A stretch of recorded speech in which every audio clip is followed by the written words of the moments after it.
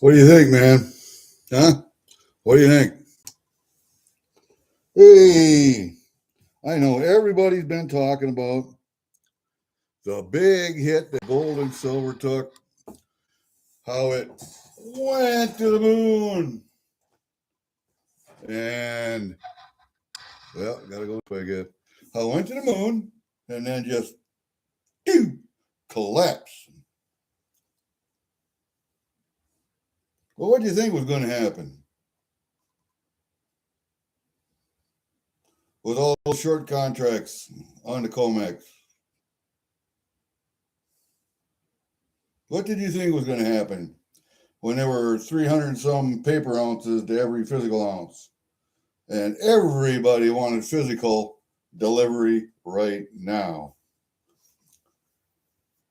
Who stood to make the most money? Who stood to make the less money? Good morning, AZ. It just my thoughts after watching, I don't know, 2-3 days of videos on this inflation, deflation of gold and silver prices. And you know everything in this life, everything in business, politics, everything is about power and money. The people that have the most money have the most power. That's the way it is. All right. So everything that happened with gold and silver and the prices fluctuating way high, way low, all has to do with money. Pure and simple. Who's going to lose it? Who's going to make it? Right? All right. Why did that price get shot to the moon? Let's say the big bank, JP Morgan. How many short positions did they have? Thousands of short positions. They had to drive the price up so that they could buy physical. Everybody went in and sold. There was so much silver getting sold that the refiners couldn't keep up. The mints couldn't keep up. Mints couldn't buy. LCSs couldn't buy anymore because they couldn't get paid.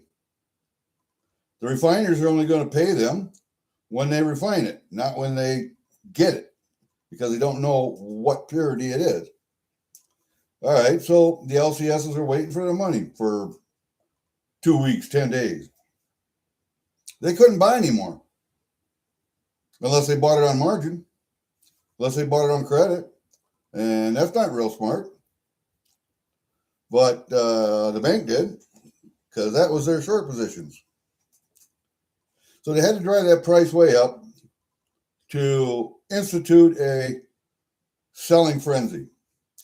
All the silver came out of private hands and went back into the market. Who bought it all up?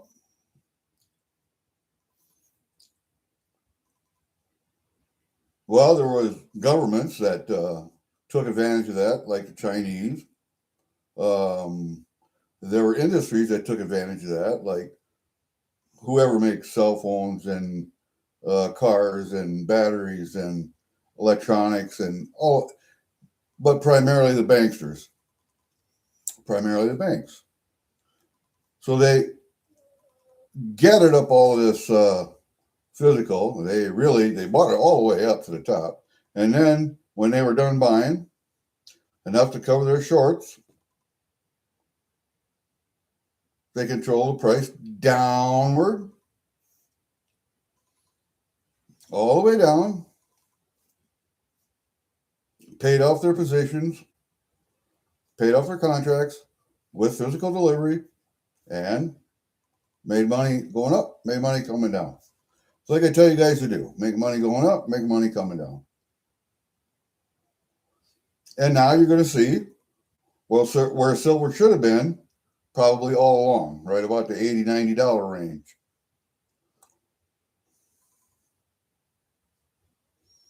Well, right now, after everybody's got their short contracts covered and the physical's been delivered, you're going to see the paper price here in the United States is going to again moderate with the little ups and downs like it normally does in a normal market. But the price is going to go up because there's all the dynamics, the underlying dynamics are still the same. A 5-year mining shortage, above ground stockpiles deleted, China closing the door to exports except for a few government approved exporters. I think you're going to see gold and silver go up again now that it's hit its bottom. Everybody's covered their shorts. Physical's been delivered. Now it's going to start rising again. That's just what I believe, but I'm lucky. I only bought 3 ounces of silver above $100. I only bought 3 grams of gold, 3 or 4 grams of gold when gold was 5,500 an ounce on the way up and on the way down. Because I buy a gram a month. Or I try to buy a little more than that, but normally that's why I get a gram a month. So I think I was very fortunate to only have bought 3 ounces. I only bought, 510 when it was above 80. I bought 10 when it was 75. And I bought a lot under that, but I didn't. When it got to 75, I bought a 10-ounce bar because I thought it was going to go higher. It did. It went to 80 something, and I bought a few more ounces in there, but not many. And then from 80 to 100, not much. And then I saw it go to 117. Oh, God, I bought 3 more ounces above 100. And that was it. But I didn't buy a whole lot above 75. I didn't buy a whole lot. And I'm glad I didn't because now we're back down around that level. What was silver this morning anyway? So I looked at Kitco. What was silver this morning? Where is Kitco? Right there. I know it was down. Kitco is down 654. It's at 78.62. So on that 10-ounce bar I bought at $75, I still made money. But anything I bought above 78, I lost money on so far. So I lost money on about, I'm going to estimate about 8 ounces maybe. But anyway, that's the way that goes. And gold is sitting at what? It's down $211. So the bid price is $46.77.90. So, we're down there. Hey, AG, how are you, buddy? Hey, David Canaham's here. How you doing, buddy? How's family? I'm just kind of talking about the gold inflation, deflation that happened over the last couple of weeks. And it all has to do with money, covering shorts, physical delivery of metal, and who stood to make money. It wasn't you and me making the money, unless you happen to sell high. I could have. I actually called the LCS. I said, I would like to sell about 250 ounces of silver. I want to trade it for gold. Can you do that? And he said, yeah, we can do that, but I really don't need any more silver. And he was busy, so I didn't go see him. So I'm not gonna take advantage of the guy. I have a pretty good relationship with my LCS, and I don't want to mess that up. So I did not go up. But anyway, so I didn't do that. I wished I would have, but whatever. Hey, I want Ginger to make me you know how people make 50 caliber silver shells? Take a 50 cal, and they'll have him make a mold and pour silver and make a 50 cal. I got one up there. And I wanted him to do a 20 mic for me, 20 millimeter. I'd like to get a 30 millimeter too, but 20 millimeter anyway. And I thought I didn't have any 20 mic shells. And it turns out I do. I found one. That's a 50 cal next to it. But I don't have a bullet. I need a bullet for it. See, that's the 50 cal right there. That's how big that 20 mic is. I need a bullet for this thing. Either that or I'm going to have to carve one out of wood and put it in there. So if anybody's got a 20 millimeter bullet, let me know. I could sure use one. Because I'm going to have Ginger make me another silver bullet. This time I'll make it out of a 20 millimeter. I'll hide all my silver in plain view. And see, what you can do is you can get them antiqued, or you can color them yourself, whatever, and make them look like a shell, brass shell, with a copper bullet in it. You can do that. All right, thanks, AG. It would actually be nice to know what the overall length of this is, so I know how big to make the bullet. The length is the big thing. I can guess the taper and everything, but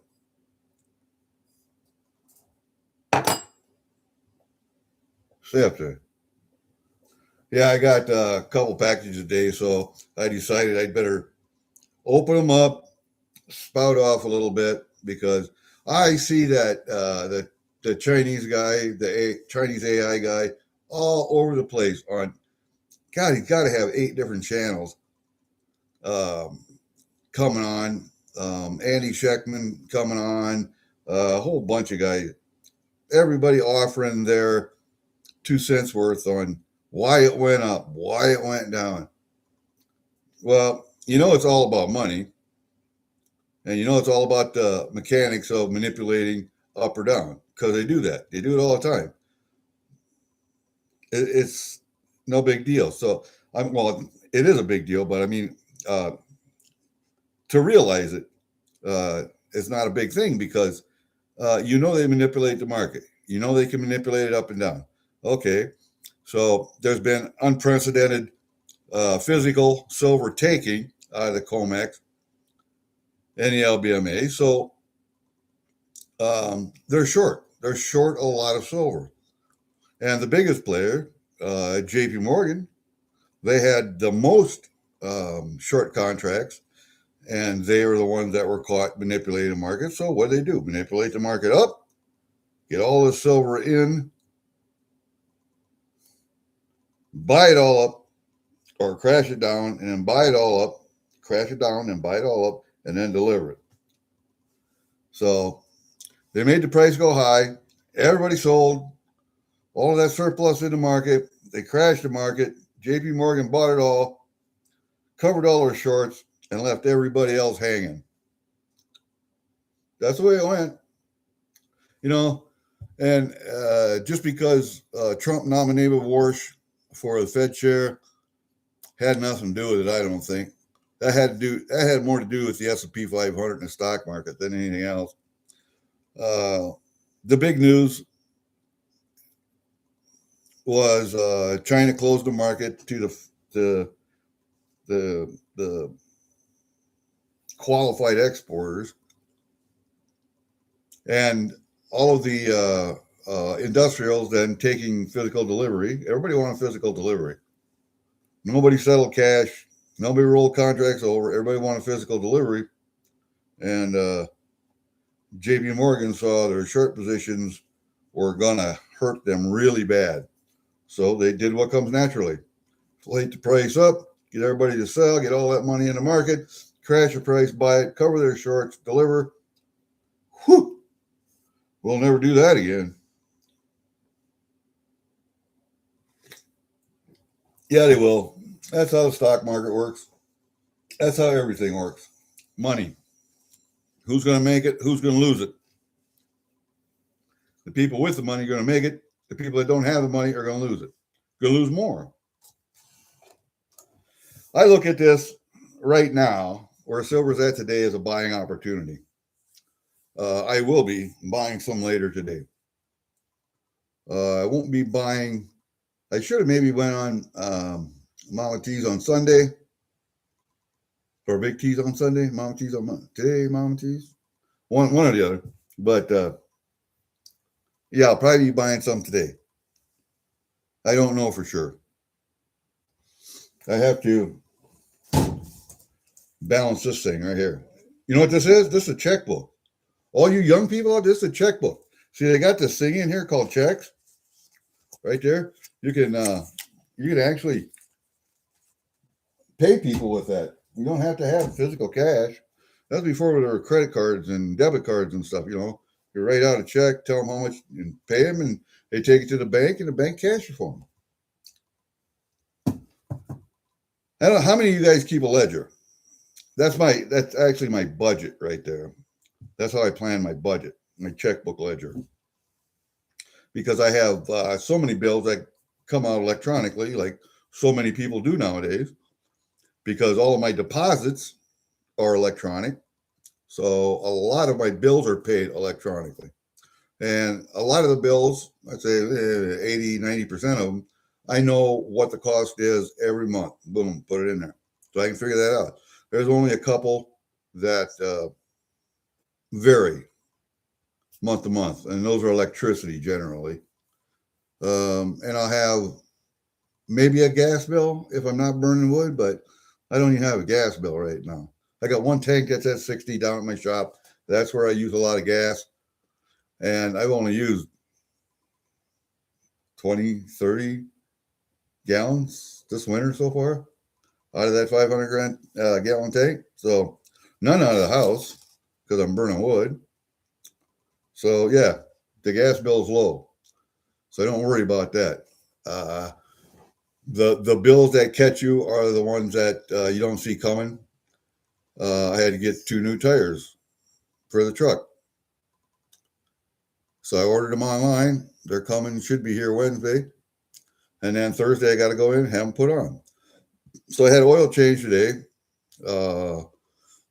Had to buy the truck tires and then have them put on Thursday. And that's going to be, let me see, $213 for the tires, $80 for the oil change and stuff. So that's $300, and have them put on, get another 80 there. So $380. That could have gone to silver, but it's not because I got to pay a bill with it. So I would buy a dip now.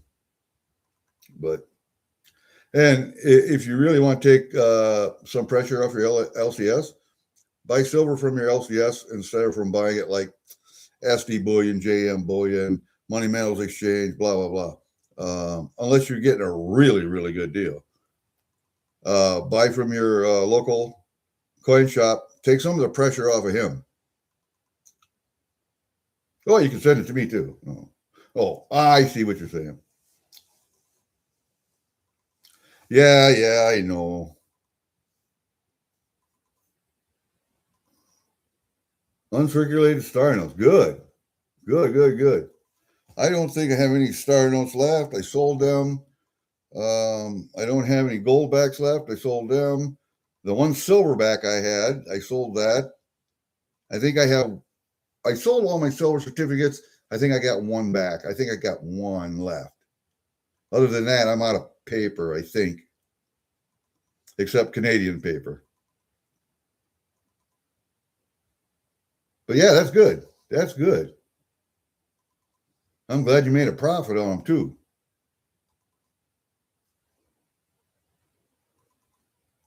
Good deal. Well, we got that. Oh, you ever buy something? It's supposed to be a replacement part for something. You get it. It actually fits, but the pieces that fit inside of it are too big, just slightly too big. I bought a replacement shotgun too for a pump shotgun, where you put the shells up in, you load. with the spring in and all that. I bought a replacement tube. You know what? The follower for the shells down at the bottom doesn't fit. The plug up at the end that you put in there and put a little screw on doesn't fit. And I compared the length of the old one. The length was right. The pump fits on the right. I mean, that's the right length and everything. But none of the internals fit. I'm kind of even wondering if a 12 gauge shell will fit in there. So I'm going to have to check that yet. But you would think that when they sell that, and it's supposed to be a one-to-one exchange, if the interior diameter isn't right, they would sell a couple parts that would fit in it that go with it as a set, not individually, but as a set. But they didn't do that. So now I got to call these assholes back. And when did I get this part? Because I haven't got at this for a long time. Oh, God, that was 2 years ago already. Well, not quite 2 years, year and a half. But now I got to call them buttheads. And then there'll be another expense there that I wasn't expecting. That's exactly right, AG. Just like aftermarket parts for your car. God damn. That's why I'd rather go to a junkyard and get original parts that still work off an original vehicle. But this was a nice J.C. Higgins 12-gauge pump shotgun. Real nice gun. Everything works except that tube, the magazine tube that you put the shells in. Somebody had broke that off, the threads off, where it's screwed in to the receiver. And then they put it back on there and tried to JB weld that. Well, that wasn't going to work. So I bought the gun cheap.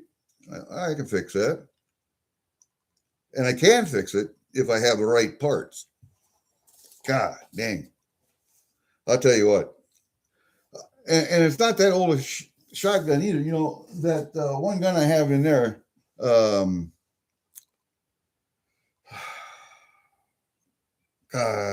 it's a British gun. It was produced in Australia for World War II. It's an M5 jungle carbine. And I had to get a new butt plate for it. I had to get a sling. I had to get a flash hider. I had to get a barrel band. And all of that stuff came and everything fit right. Everything, it's perfect. I got it back to World War II condition because some butthead had tried to take the butt plate off because he didn't like where the sling attached and put a different butt plate on. And he put a belt buckle with longhorn, brass long, and put it on the side of the stock. So I had to redo that gun to get it back to factory original. And I have a gun dealer, local, that would love to have that gun in his collection because he has a collection of those British firearms, and I won't sell it to him.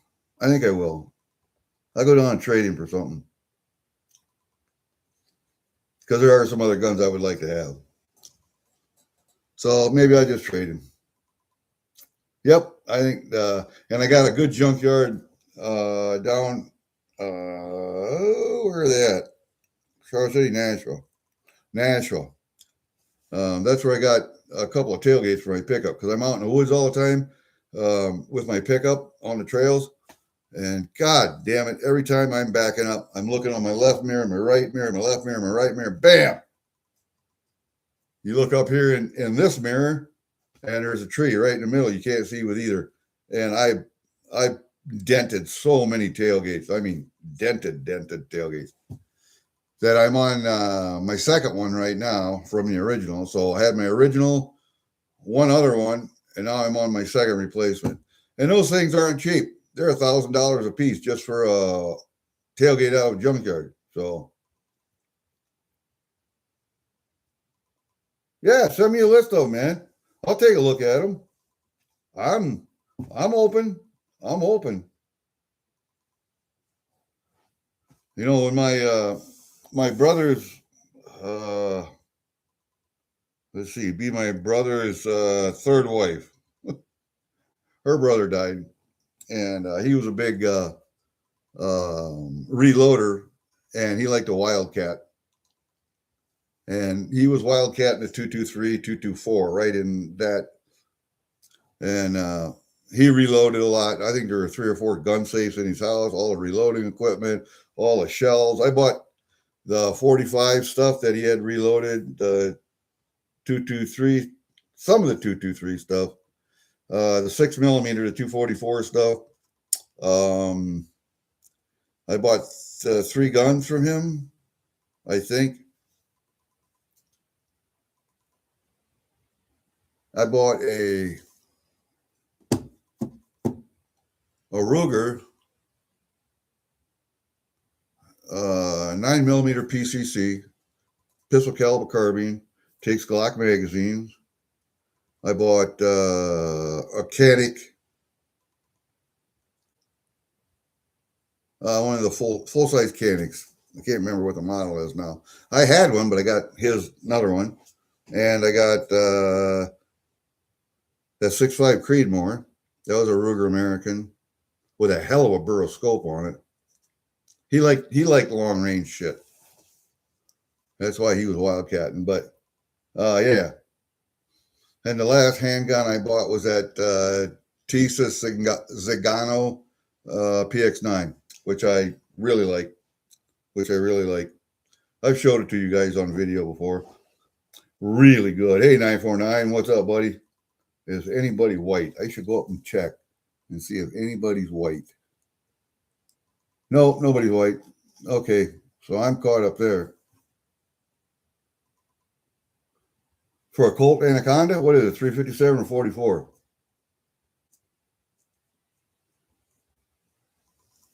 And it depends on the price. I'm not really a wheel gun collector, but if it was a Colt, I might, yes.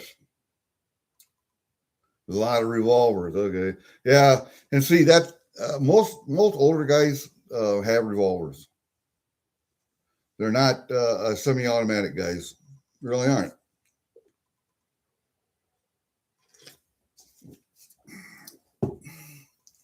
I think most of the older generation, Vietnam through Korea and World War II, their first experience with a semi-automatic handgun was a Colt 1911. When they came from the farm, all they had was 22 revolvers, basically. My stepdad did have a Colt Challenger, 22 semi-automatic, but my dad had a Ruger, single 6. And most of them had a shotgun, and most of them had 22 rifles. Very, very few old farmers like that had anything more than a shotgun or a 22 rifle, and maybe a 22 revolver. If they had to put down a dog or a cat or go out and shoot a cow or a hog or something, you know. But really, 150. Good God, I wish I had that many. If I had to guess, maybe I have 35 or 40. I can't imagine 150. I'd have to have 2 more safes. Good Lord. That's a lot of handguns. And I just bought, now, I don't know why. I like black powder guns. I just bought from a gun dealer at a gun show. He had one he couldn't sell. His list price was $250. And it's just a single, what is it, Thompson? 50 cal. Takes a 509 primer. So you can use any of the powder pellets that you want, saboted bullets, a 509 primer, plug that screws out, scope base. And he said, "You take it for 200? Yeah, I'll give you 200. So I bought it home. I got to look at how many more black powder guns I have in there.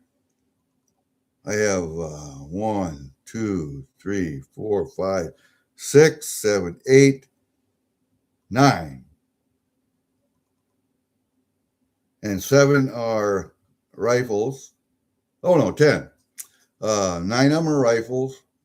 No, 8 of them are rifles.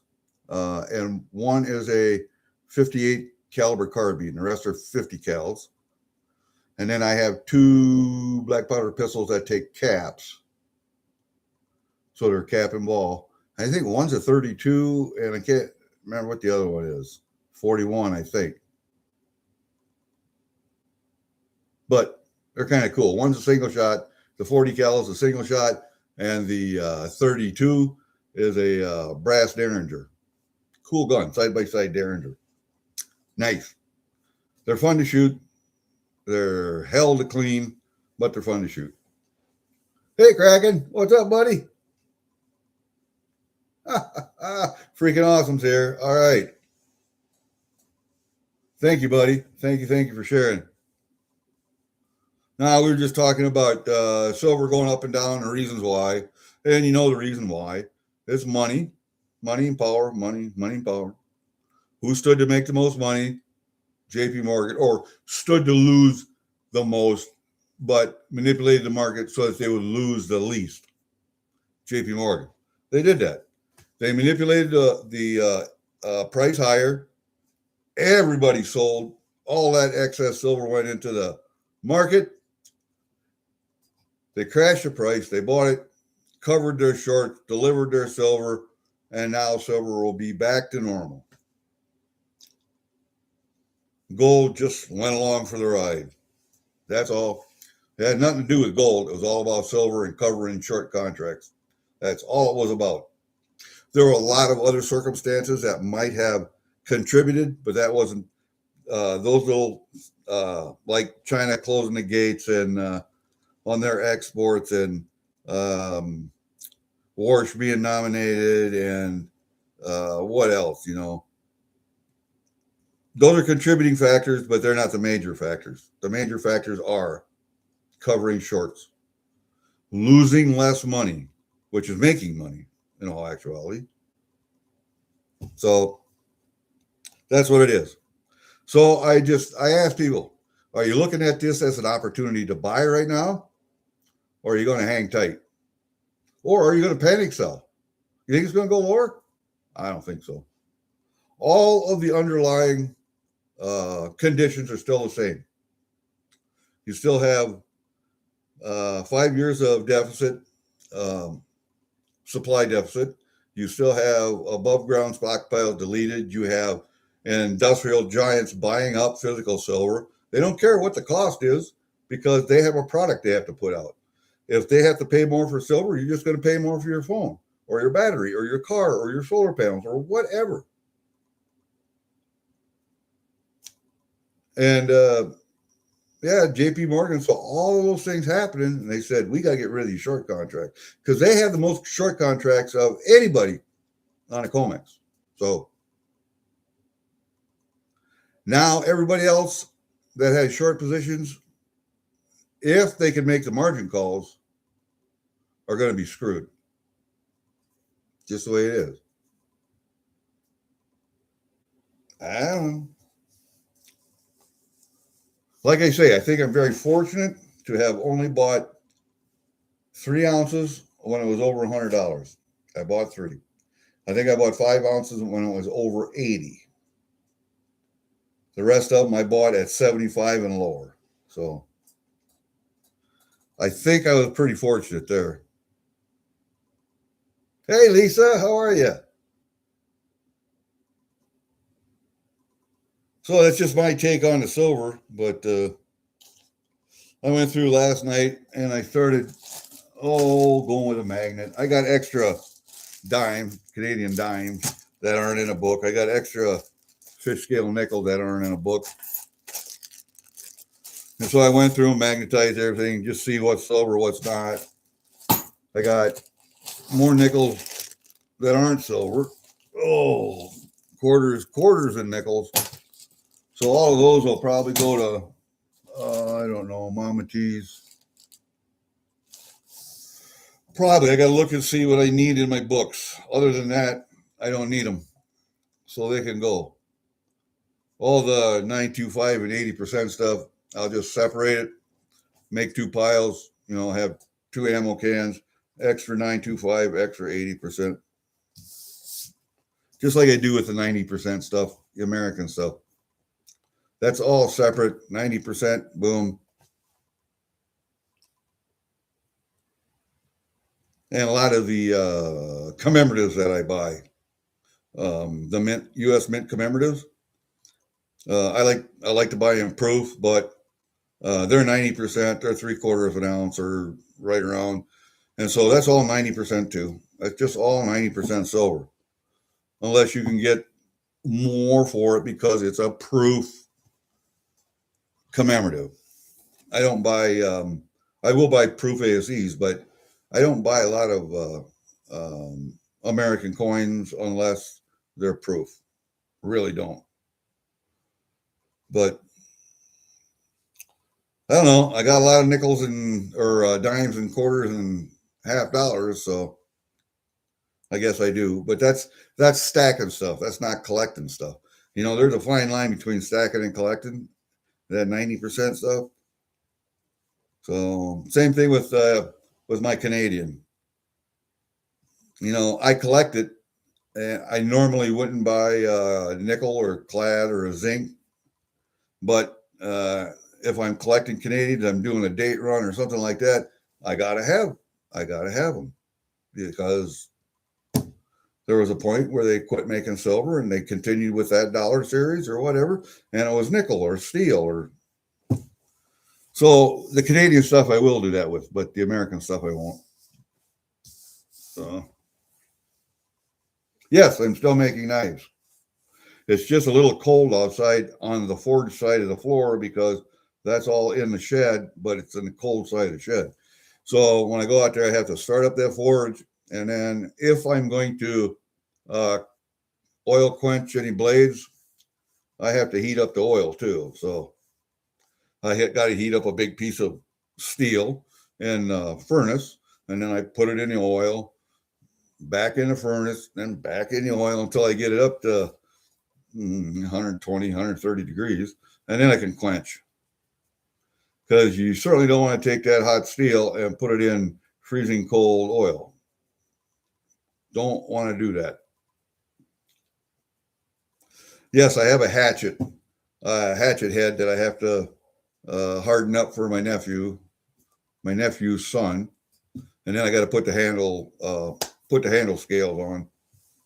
But other than that, his hatchet's about done. And then what else? What other blade I got in there? Oh, I got some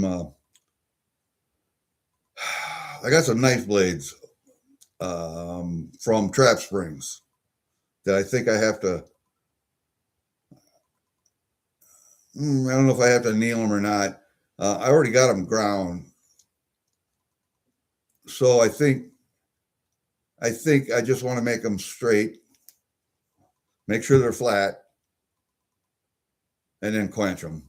I think maybe I got to work on the edge just a little bit, and there's like 9 of them there. I like making trap spring knives. I don't design blades. I'll make a knife after a pattern. I'll buy another cheap blade someplace. I like that size and that style. I'll buy a cheap blade and use that as a pattern. Or you can go to the place I go to. Where's his shop? North Carolina or wherever. Actually sells patterns, paper patterns that you can put on a piece of steel, outline, cut it out. So yeah, you can do. I don't design my own stuff. I can get handle material from him. I can get decorative rivets from him, brass rod for pins, decorative pins. I can get the micarta, the wood. I can get anything from him, actually. Hell, I can get anvils from him.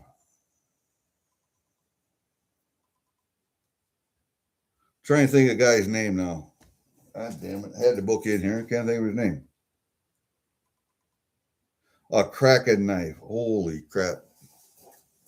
Now you got me thinking.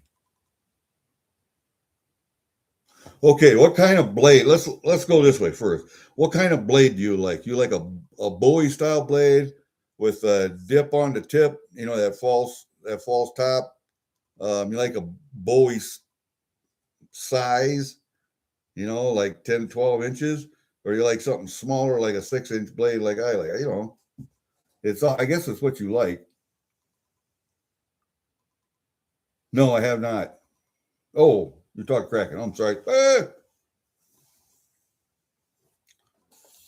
You got to decide what kind of blade style you like first.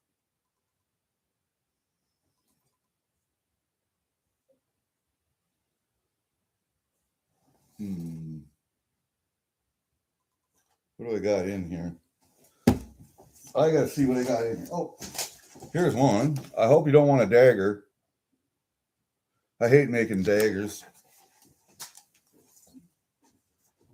We got the old man's blade here.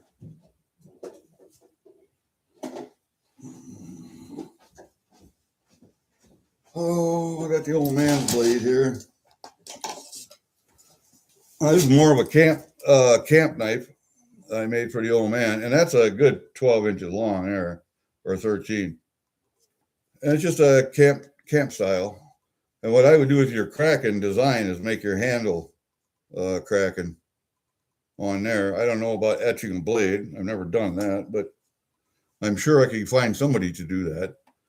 But if you like this style, or if you like it where it comes from here and then it dips down, that little false dip on the front. What do they call it? I don't know what they call it. I just call it Bowie style.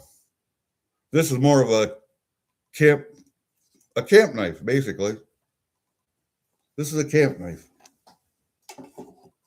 And that's one I made for my stepdad.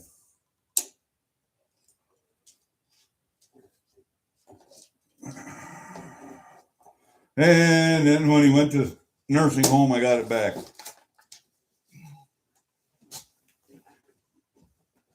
But that was made out of a industrial hacksaw blade.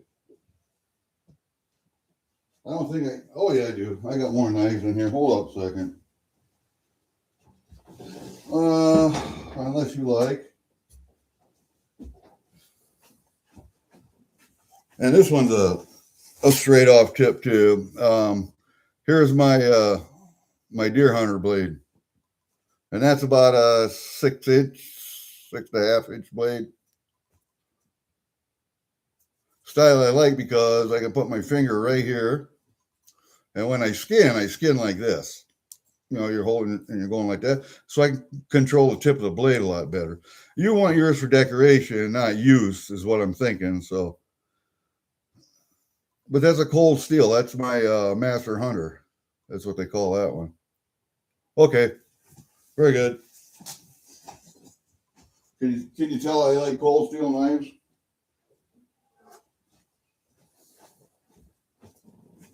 How about my Tanto? That's the Magnum Tanto. Magnum Tanto 12. And there's the other one, just for size comparison.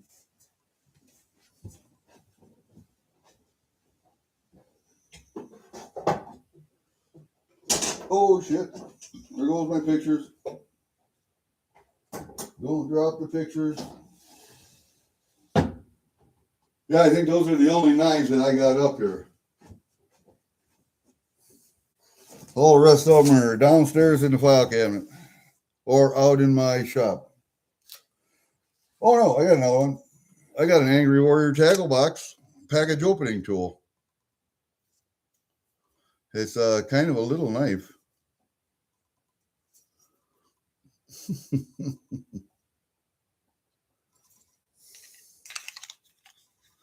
Nice little Kydex holster.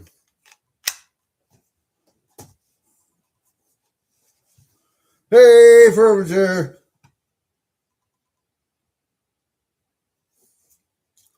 Great.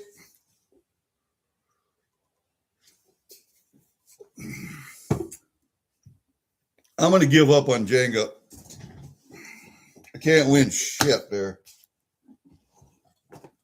I don't think anybody won anything last night. Did they? Oh, yeah, they did. Somebody won something. All right. I got a couple packages open.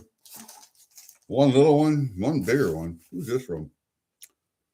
Ooh.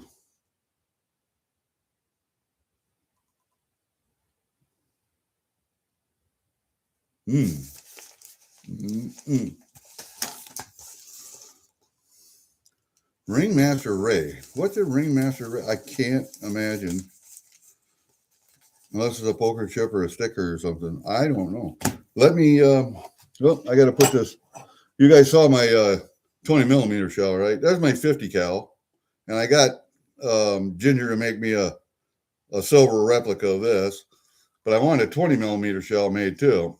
And that's my 20. I just don't have a bullet for. AG says he's going to send me the specs for the bullet, and I'll have to make a wood one to put in there so we can do a mold. Now, the 50 cal took, I don't know, 7 or 8 ounces. So what do you think the 20 Mike's going to take? 12? Probably 12, 15. But anyway, there it is. And there is a difference between a 50 cal and a 20 Mike. That 20 Mike eats that 50 cal. All right, thanks, buddy. Let me put these away real quick. Here.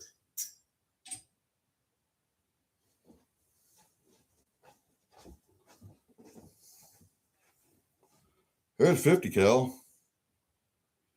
Yee, shit.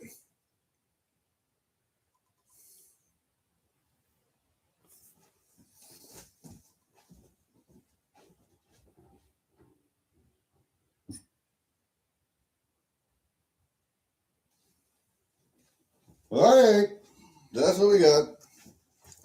That's what we got. Let's get the camera down here on the desk. Let's move my coffee out of the way there. I don't want to spill that all over the computer like I've done a couple of different times. All right, here we go. Well, maybe too far.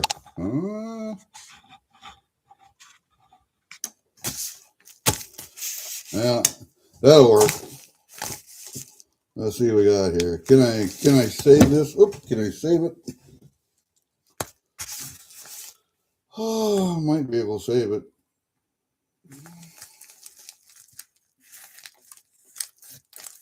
Yep, we can save it.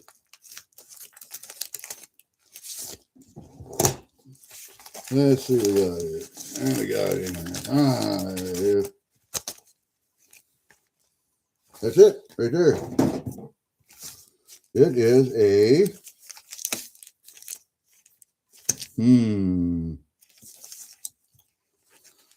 plastic bag. No, it's a 4-leaf clover. Oh, I bought this.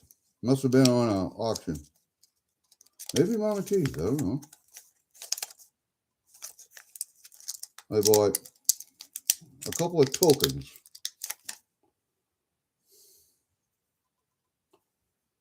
There's a 4-leaf clover. What's on the other side? A 4-leaf clover. And I don't even know what it's made out of. I don't know. Aluminum or something. Brass. No, it ain't brass. Pewter. Probably. And then this one.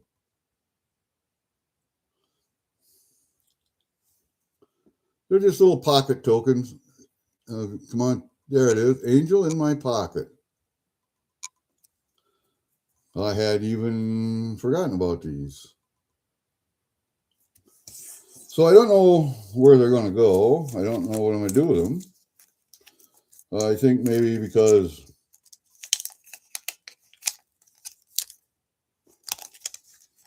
I don't know.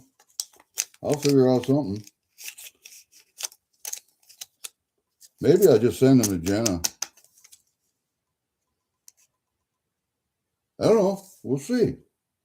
Well, thank you, Ringmaster Ray. And then we got this one. And this one is cash money.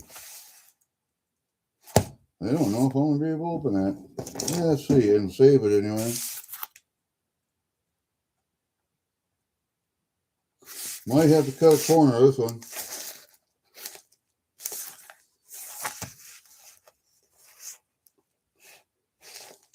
Yeah, might have to cut a corner on this one. I don't know. It says fragile.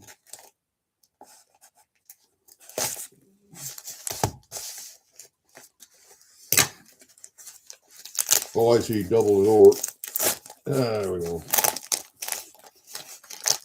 Yeah, we can save that one too. Come on. In there. There you go. And then we gotta slide it all the way down. Don't we? Yep, there we go. It says fragile on it all over the place, so kind of wondering what the heck I bought. It's taped. All right, come on there, you. Better leave you out there. I don't know if I'm gonna need you yet or not.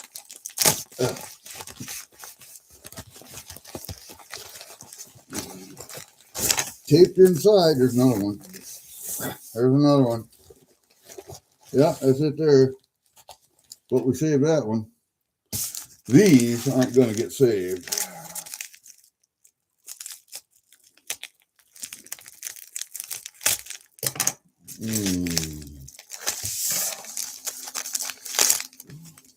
What do we have here? Oh, I think it's a whole bunch of stuff from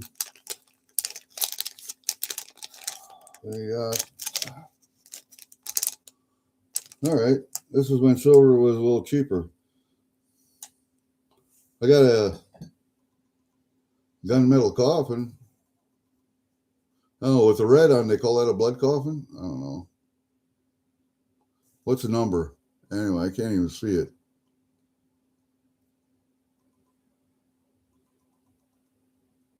$94.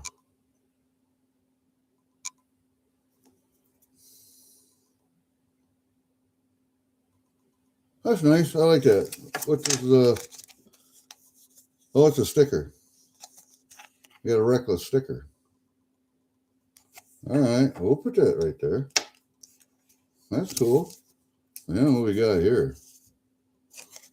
There's a certificate of authenticity. A gray card with dark lettering you can't see. Front and back, same thing. Right there, just like that. And then we got this little kangaroo.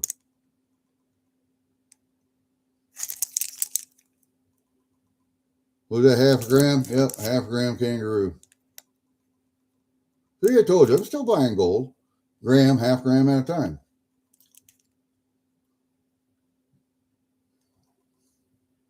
What is AFK? Oh, I gotta read this.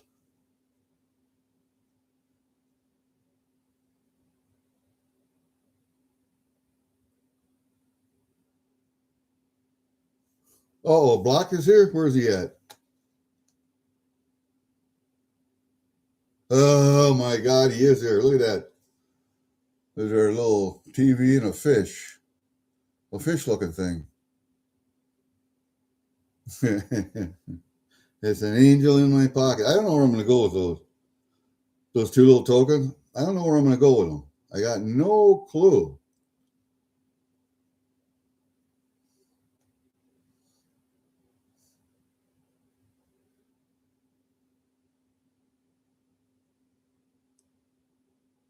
Okay. Let's see how you do it. All right, let's go. Yeah, all right. Away from keyboard. Now, how would an old fuck like me know that?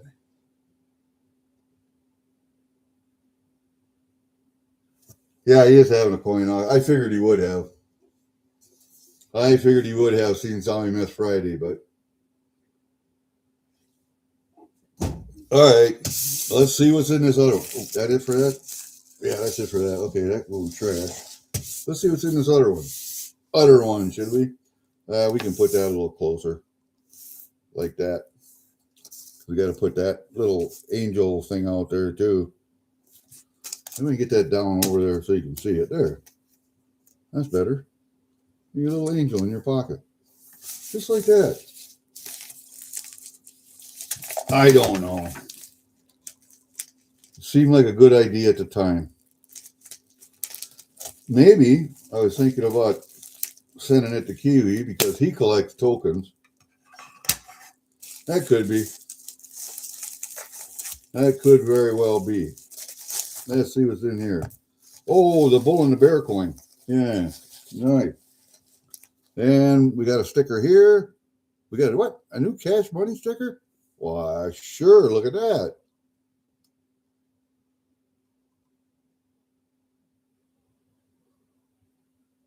That one makes your eyes work a little bit, doesn't it?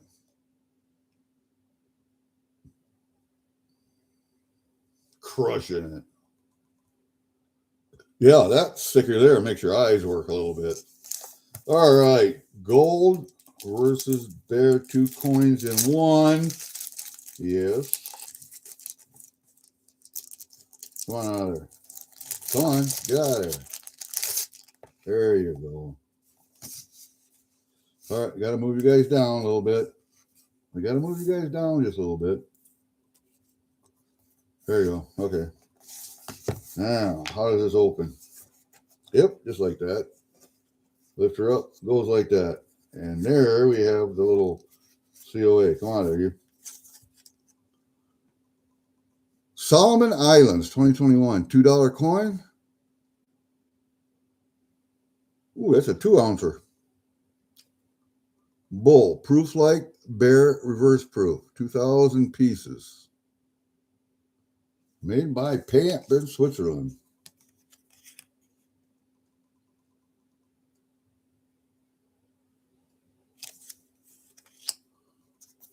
Let's see what we got here. Oh, come on there. Well, there's the bull.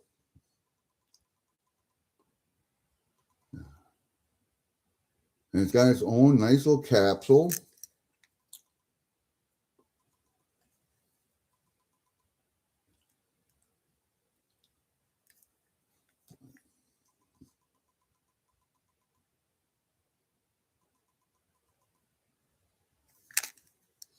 Now, see, you saw the bull, right? Up top. Now look at up top. There's the bear. Let's see if we can turn it like that so you can see it a little bit better. The bear and the bull facing each other. There you go.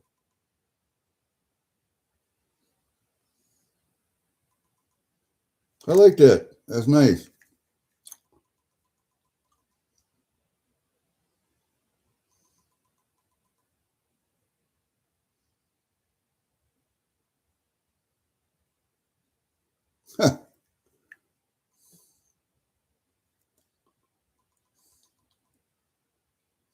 What does that say?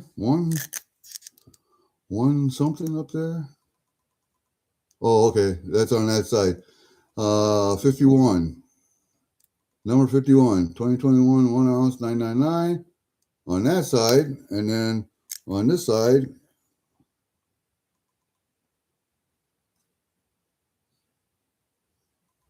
still number 51, 1 ounce, 495, 2021. Kind of nice, man. I like that a lot.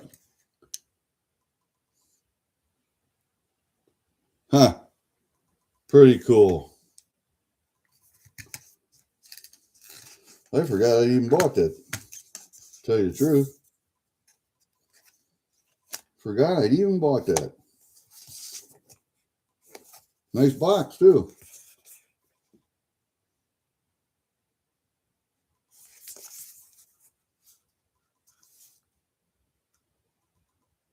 Two coins in one. Well, that's the collector side of me right there doing that. Because I'm sure I paid more than 2 ounces of silver for it, but that's the that's the collector side of me doing that. But yeah, thanks, Cash. You know, you go to their MLZB Cash's stream sometimes, you get some fairly decent deals when they do their bins. So I'm sure that's what that comes from right there. One night of doing bins, but or it could be 2 or 3 nights from doing bins. How the hell do I know? I still got some out of ML, some with MLZB and Jenny yet.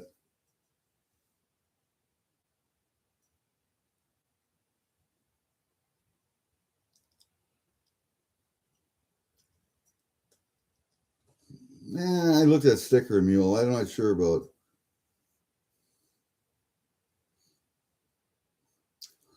Yeah. Nancy T, Sticker Mule. Yeah. Well, I like the Bull and the Bear because the Bear for a long time was my channel icon. Hold up a second. Like, you know, all the Bear coins that I had up here for a long, long time. I have that Bear from Comsco. Comsco has done 2 bears now. One has the bear coming through the coin, and the other one has the claws and the bear coming through the coin. And I had this bear up on my table for a long, long time. And it's just I don't know if that's iron or I think it's iron. But my uncle had that, and I got that from him after he died. And I got a gun, and I got some rocks. But yeah. So what I wanted was a bear trap to go alongside of this guy right here. I wanted a bear trap coin, like a poker chip. Then I would have had it made into a coin also. And I'm still thinking about it, but I have to find someone to make the item for the mold. So I have to print it. They'll have to 3D print it, double long spring trap with teeth on the jaws, you know, like the old traps used to be. And we'll see if I can get that done yet. I don't know. Might be able to get that done. Anyway, yeah, there you go. Bulls and bears. And see if I was still streaming and doing races and that kind of stuff. Then this one would probably be. This one would probably be sitting up on the table with that guy. And the Comsco ones would be too. So I got more bears than you know what to do with. Canadian bears and Comsco bears and this bear, Solomon Islands bears. I got bears all over the place. But hello, old force. Fucking Jenga. I never win. I never win anything. Never. I wonder if this card will fit in here. Nope. I'm going to have to find another bag for that. All right. Well, I can find another bag for that, I'm pretty sure. I'm pretty sure I got bags for that laying around here someplace. Just another reckless piece. I'm going to have to find another piece from Angry. I really want to get a SR71, and I don't know if he has any in stock or he'd have to pour one.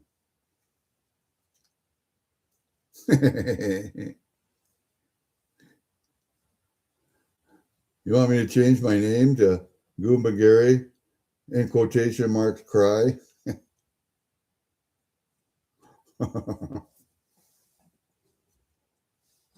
Oh, Block, you still, oh, that's Wednesday. I forgot. Wednesday, you're going to let me know what the book costs and postage or whatever.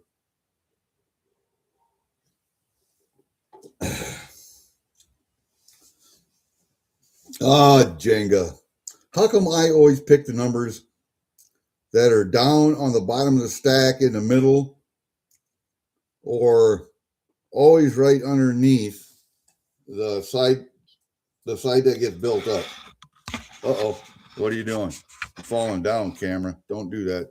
Or, when you're building it, and you start pulling, and you get them up here, it's going to lean one way or the other.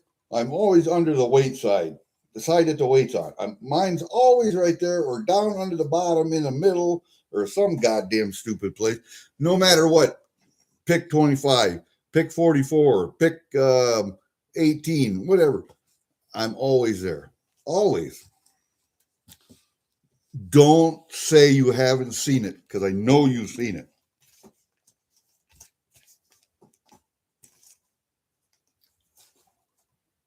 Oh, yeah, and I was bitching about earlier, replacement parts. How come they're never the same goddamn specs as the original? Never. Outside specs are fine. Screws into the receiver on the shotgun, fine. All the internals don't fit, because the old internals fit the old tube, but they won't fit the new tube. It's too small. So obviously you have to get a new follower and a new cap for the end. Why don't it come as a set? Damn, I hate that. That's one thing about trying to fix old guns, is that you get aftermarket parts, because you can't hardly find original parts for those old guns anymore. And they just don't fucking fit right. You always got to modify something. And I can just about see this tube, what I have to do. Have you guys ever seen a cylinder hone? It's got 3 stones on it and it's spring loaded. You put them on a drill and you hone out your cylinder, like when you're overhauling a car. Yeah. You've overhauled cars before, right? Overhauled engine. I know you guys have done that. Block hasn't. He's too young. Right? I think I'm going to have a small, I got one for cylinders for cars yet, but I have to get a smaller one and then ream that out inside. That's what I think I'm going to have to do. But yeah, those are first world problems there. But that's what the Afghans would do. They wouldn't just throw that gun away. They would manufacture a part for it, wouldn't they? And make that gun work. That is third world problem there. How do I make this gun work? How do I create a part to make this gun work? And little cutters, little filing,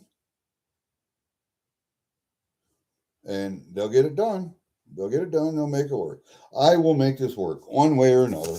I'll get that. Uh-oh. There goes my, I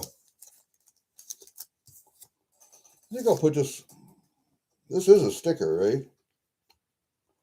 This Reckless Metals, I think, is a sticker. I'm going to take it out and put it on my other safe. Or one of the safes, anyway. I don't know. And good. I'm glad to have another half ounce of gold, or half a gram of gold.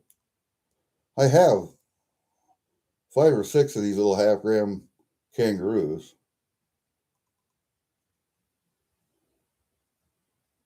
I'll take them all day if I can get them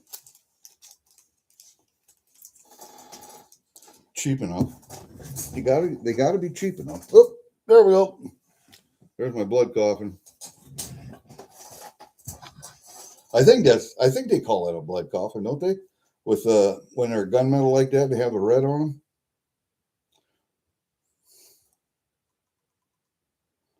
I think they call it a blood coffin. I'm not sure.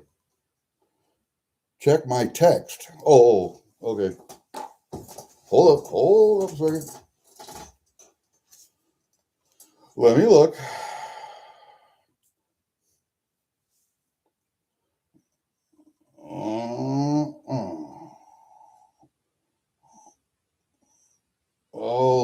shit, dude.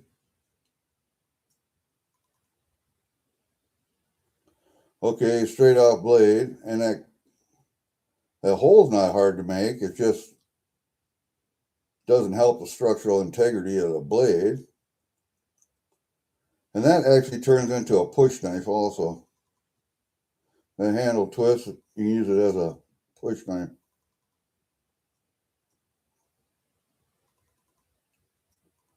Well, you want to crack it on it, don't you? Someplace? And my gas forge won't get hot enough to do Damascus. God damn it. It won't do Damascus. I can try it in the coal forge, but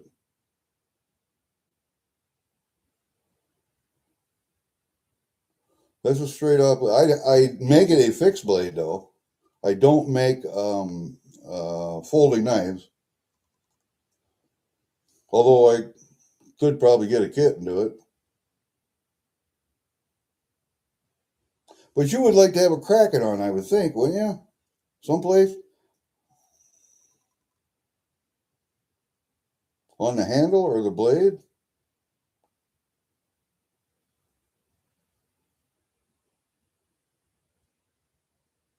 I don't know. Okay. Yeah, I like the straight off also. Not for skinning anything with fur though, because the the point of the blade up there is too severe for skinning with fur because you'll put a hole in your fur. But a little bit of more rounded belly, tip up in the air a little bit for skinning. But that's a good all around design right there. That'll gut deer, that'll skin deer, that'll skin a hog, that'll skin a cow. Just gotta be careful not to put holes in the hide. That's all. But yeah, that works. All right. And about that long, that's a 6-inch blade. 4 to 6 inch. That handle's a lot bigger than the blade is, but I imagine that's got a thumb kicker on it. Just looking at this one. Anyway. All right. I see.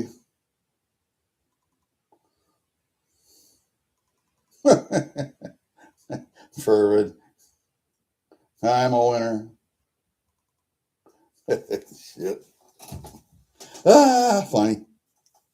All right, that's all I got. I did move my gremlin. I have that gremlin, little garden gnome. I got my wife for her birthday, I think, because she's just little, and we call her a gnome, and we got little garden gnomes outside all over the place in the flower beds. And so I got one in the house I got her for her birthday. And then throughout the holidays, I just moved it around the house like Elf on a Shelf. So I just been moving it around. It was up there on the gun case. It was over there on the other gun case. It's been up with my turkey. It's been over there with my turkey. Been up on different window ledges. It's been out in the kitchen. It's been in the little nook right there. I haven't put it in the bathroom though. I don't think so. Everybody taking off. You get some work done at the office. All right. We will see you later, AJ. Thank you. Thank you much.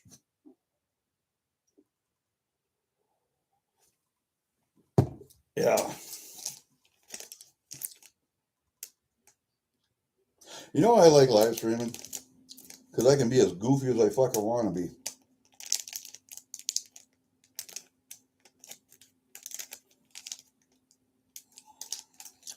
I'll let my fire burn out today. It's going to be warm here in the next couple of days, so I'm going to let the fire die out, down as much as possible, so the coal will burn down. And so I can empty all the ash out of the stove, scrape it down again, start her back up, because the groundhog said 6 more weeks of winter. Let me see, this is February, March. I got to be watching the temperature because it's going to be sap season here pretty quick. So I got to get my taps and stuff ready to go. Nah, I don't know if I'm going to tap this year. I got enough syrup.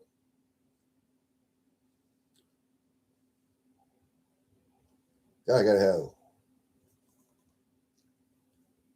I'll bet there's 4, 8, 12. I'll bet there's 16 cases of pints out there of syrup from past years. I don't know if I'm going to make any this year.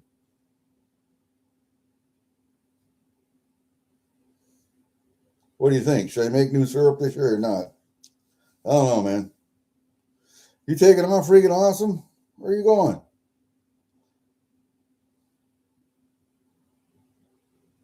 We'll see you later, man. You just got here not that long ago. God dang. All right, whatever. See you later. Take care. Yeah, I got to scrape down the stove. Do a fresh refill. I got to clean the chimney. I got to run a brush through the chimney. Do that every month. Stick my arm inside to clean out and feel around in there and make sure nothing's plugged up or bent or whatever. Just make sure she's in good shape. And I think I've used up 200-pound tanks this winter. I have to check that tank, but I think I've used up 200-pound tank. Oh, I'm working on a water leak. Sucks. You had the parts for it?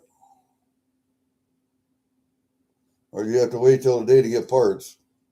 Just turn the water off, turn it on when you have to go to the bathroom and brush your teeth or whatever. Turn it off. I don't know. That's what I got to do here. I got to go down where the well pump comes in the house. I got a shut off valve so I can shut the water off to the whole house. And if you have a particular appliance that's leaking, a toilet or a sink or whatever, in one room or another, you can turn them off individually. But if it's on one of those lines, then you have to turn the whole house off. All right. I'll be there for you. What do you want me to buy for you?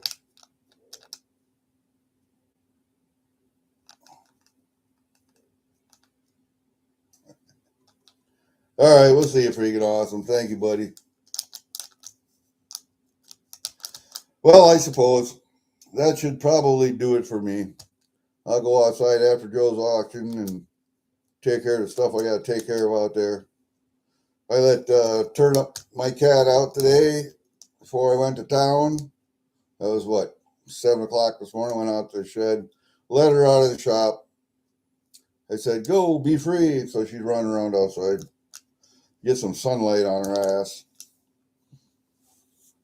Otherwise, she sits inside my shop all night long. I go out in the morning and let her out of the shop so she gets some sunlight. Otherwise, she's in the shop most of the winter. During the summer, she's out all the time, but winter months, she's inside.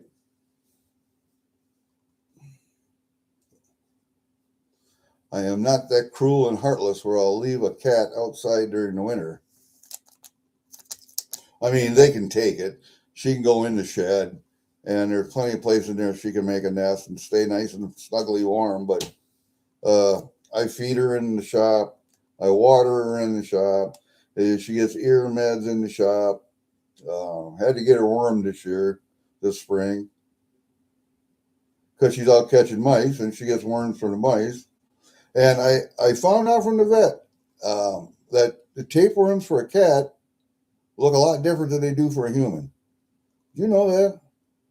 The tapeworms for a cat look like half the size of a rice, grain of rice. Didn't know that. I actually saw them. Anyway,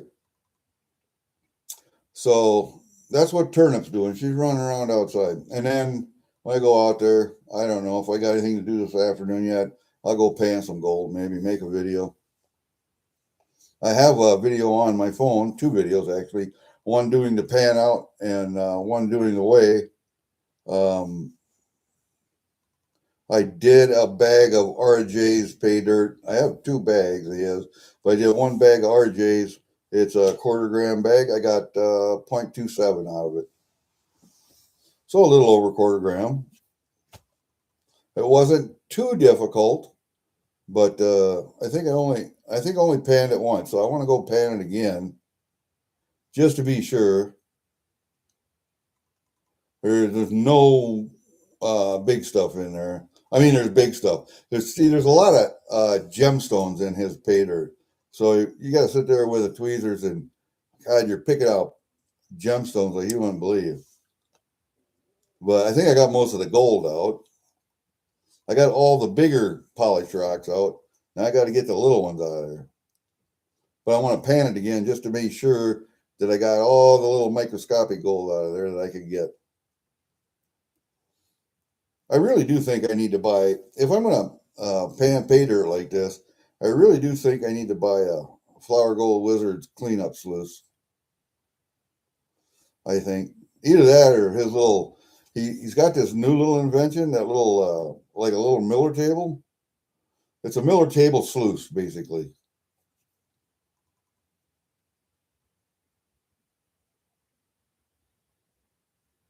Instead of brushing the gold into a little hole on a square table, you just brush it down the sluice to the end after everything's gone out, and then you get it down there. And it works pretty good, actually. I watched a couple of his videos on it. It seems to work all right for real microscopic gold. But that's why I save all my pay dirt, put it in a pail, and then we'll dig through that again. If I get one of those, we'll put that on. We'll pan it back down until we get to the fines. Then we'll put the fines on there and run it through again. But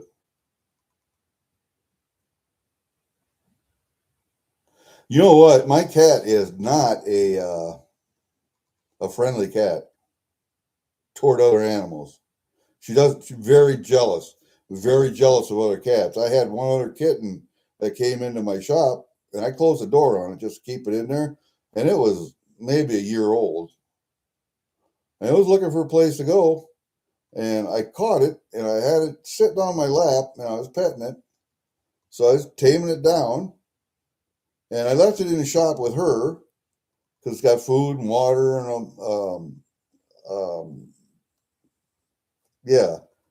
a cat pan in there for the go bathroom.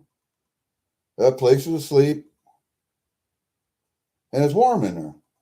It's cold there, and that was last year. And I came out the next morning, and there was a noise. I couldn't figure out what that noise was in there. And I couldn't see the cats anywhere. She had that kitten back behind the furnace in the corner, and she was this far away from it, just growling at it. And that kitten was cowering. So I left the door open, and I got her away from the kitten. The kitten just ran out, and I never saw it again. So that's a jealous cat. That's a jealous cat. And there are certain people that she likes. She will go up to them and rub on them and jump in their lap. I've only seen her do it to one other guy. That's Scotty, my neighbor. He came in, sat down, he was having a beer, and we were talking, and she just jumped right on his lap.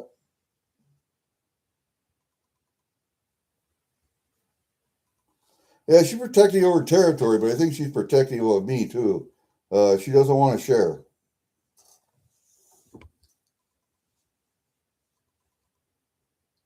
Yeah, that's where she was raised. She wandered into my shop in the wintertime when I had the door open. I don't know how many, 10 years ago. And in the middle of the winter, I had the door cracked open. I was letting out some exhaust or whatever. And she walked in, and you could tell she was a young cat. She was a year and a half old, probably. And then I let her in. I closed the door, and I didn't have any cat food or a cat pan, toilet, or nothing for her in there. So we just got done butchering a hog, and I had a whole hog liver up in my freezer, in my refrigerator. that I used to keep beer in that I don't anymore. I took that hog liver out and put it on the floor. I unwrapped it and put it in a pan on the floor. She ate that fucking entire hog liver. And you know how much a hog liver is? I mean, that's this much meat. She ate that whole thing over the course of 3 or 4 days. And she stayed. That was her home from then on. And I got her a cat pan out there now. I got her a bed. I got her 2 food bowls. One for her dry food, one for her wet food. She gets every other day or so. She gets yearly checkups at the vet. That spring, after she walked into my shop that winter, she got pregnant. And I didn't want any more cats. So I took her to the vet. They said, I want her fixed. And we got her fixed. So I knew right then that she was 2 years old, because that's when cats start breeding, is right at 2 years old. So I could tell how old she was. Litter box, that's what I mean. Bathroom, goddamn it. Why do they call it litter? It's a shit box. Whatever. But yeah, she's real good. She's a good cat. And she has particular quirks, because as a kitten, I would hold her in my left arm and pet her with my right hand. And to this day, she has to lay in my left arm. We've tried it in my right arm. She won't stay there. She has to transition over to my left arm. Always. And this cat is so trusting, she rolls over on her back and lets you pet all the way, her belly all the way inside of her back legs, and massage her paws, chest, chin, and she gives it all up, man. Yeah, that's why she gets a meat every once in a while. I'll leave out deer livers or deer heart, or, well, my brother's been taking the deer hearts the last couple of years, so she doesn't get any heart. But when we skin, a lot of times they'll have pieces of meat left on the hide, so I just trim that off and I'll give them to her. And you know, that cat is so finicky.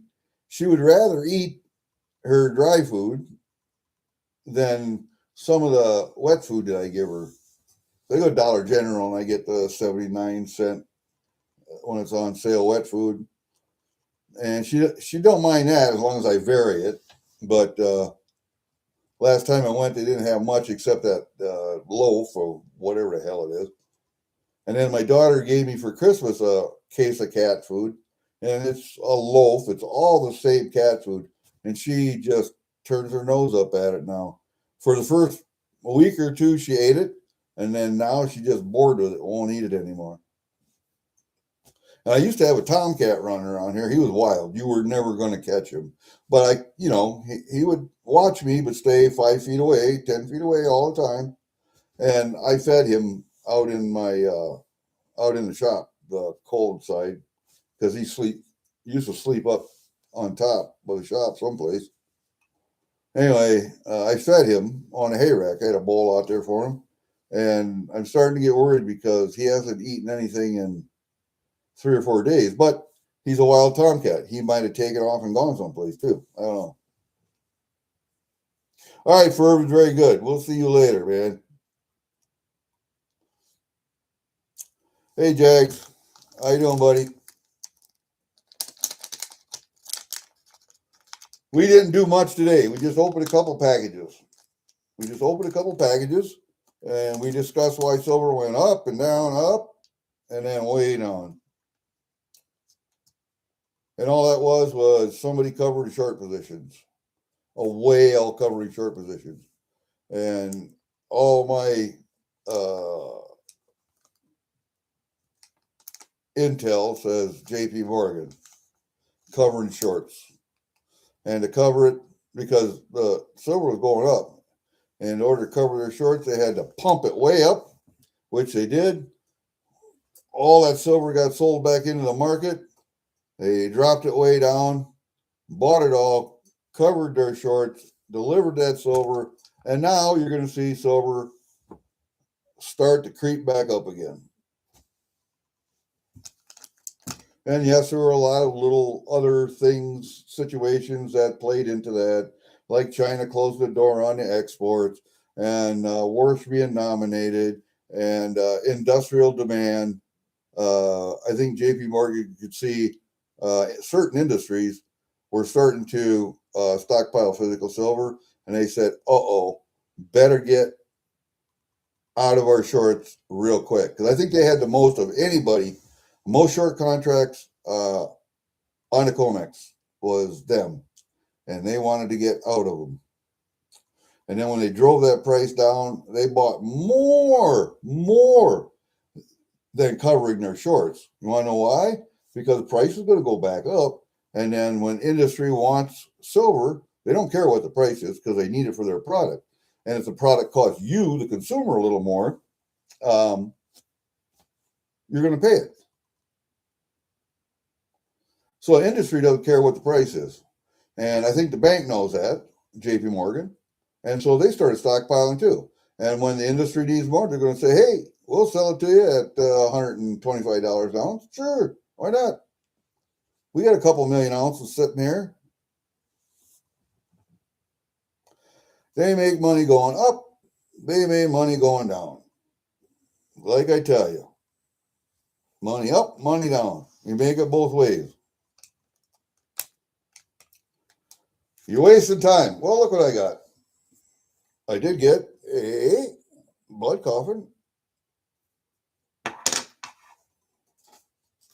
I got a couple little tokens. I got an angel in my pocket, and I got this little 4-leaf clover token that's plastic, I think. But the little angel in my pocket's a pewter, I think, or metal of some kind. I did get a little 1/4-gram kangaroo. Come on, focus, you stupid. There you go. A little 1/4-gram kangaroo. And I got stickers. A new Cash Money sticker. Look at that, baby.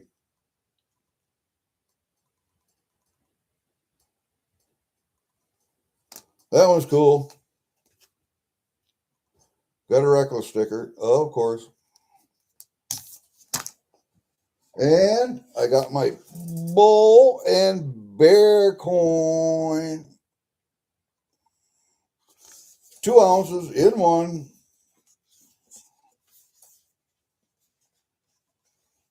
Come here, you. Got COA in there and all that crap. But there's the coin. Bull on the upside. Bear on the upside. If I hold it like this, you can see both of them looking at each other. Up by my fingers up there. See them? And so you got it like that on that side. Oh, there we go. So you got an ounce over here, ounce over there, both queens. So they call it 2 coins in one, but it's a bull and a bear. It's just one big hunk of 2-ounce metal. But I thought that was kind of cool. And I got it at a pretty good price, so I'm not going to bitch. I thought that was pretty nice. And that's made by, come on, Pimp. Look at that. Made by Pimp. So I'm happy with that. That's what we got in the mail today anyway. I got something coming from MLZB. I got something coming from Angry Warrior. Do I have something coming from Stack In? I think I do yet. I'm not sure. Let me see. I remember what it was. No, maybe. Maybe. I don't know. Might have something coming from Stack In yet. But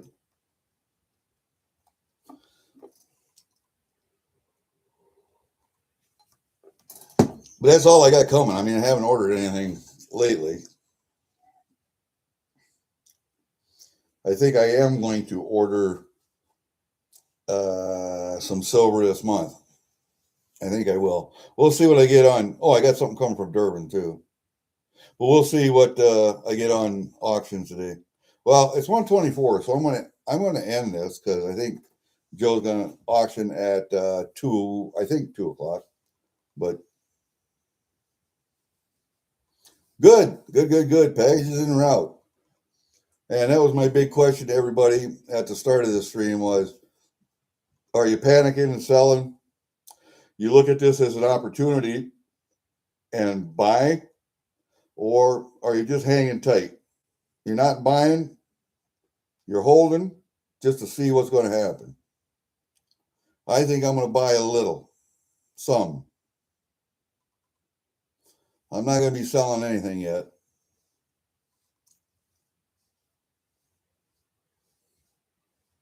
No, I think the upside to silver, and you thought 117 was high or 121. I think it's going to go a lot higher than that. But just, I don't know, that's just my opinion. Don't take it from me. Like all the other channels say, do your own research and make your own decisions. But I think if you look at the whole totality of circumstances and the underlying factors, I think you'll see that that's going to be probably right. The dollar keeps going down, metals are going to keep going up. That's just the way it is. It's not that metals are getting more expensive, it's just that the dollar just buys less. That's all.